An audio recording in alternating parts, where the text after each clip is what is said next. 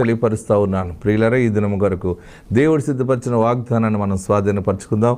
పరిశుద్ధ గ్రంథంలో నుండి లూకాసు వార్త 18వ అధ్యాయము 27వ వచనం ద్వారా ప్రభు మిమ్మల్ని దర్శిస్తూ ఉన్నారు. ప్రభువా, ఇది ఎలా జరుగుతుంది, నాకు టెన్షన్గా ఉంది, నీవు నాకు ఏదైనా ఒక అద్భుతం చేయి, నాతో మాట్లాడని అడుగుతున్నావు. దేవుడిని మనం ఆలకించి పరలోకం నుండి ప్రార్థనా శక్తి ద్వారా నీకు అద్భుతమైనటువంటి వాగ్దానాన్ని ప్రకటన దేవుడు చేస్తూ ఉన్నారు. లూకాసు వార్త 18వ అధ్యాయం 27, లూక్ చాప్టర్ 18 వర్స్ 27.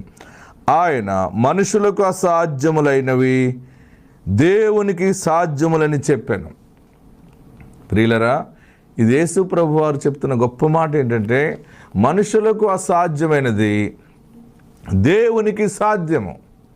నేను ఈ పని చేయలేకపోతున్నాను, నేను చేయలేను, నా వల్ల కాదు, ఈ రుణాలు, ఈ బాధలు తీర్చడం నా వల్ల కాదు, ఎన్ని ప్రయత్నాలు చేసినా నేను అంత ధనం సంపాదించలేను, నా వల్ల కాదు, నాకు అంత కష్టము చేపడలేను, ఇంక నేను నాకున్న బలమంతటితో నేను పని చేసిన, డే అండ్ నైట్ నేను వర్క్ చేసినా కానీ నాకు అంత ధనము నేను సంపాదించలేను, ఈ పడిపోయిన గోతుల నుండి నేను లేవబడలేను, ఎవరు నన్ను లేవనెత్తరని అనుకుంటున్నావేమో.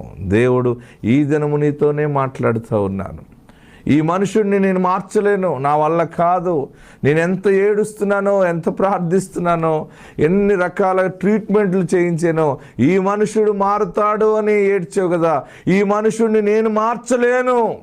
ఈ మనుషుడిని ఏ మనుషులు మార్చలేరు, ఏ శాస్త్రవేత్తలు, డాక్టర్లు, ఏ విధమైనటువంటి మనుషులు ఈ లోకములో ఎవ్వరూ మార్చలేరు అనుకున్నావు కదా.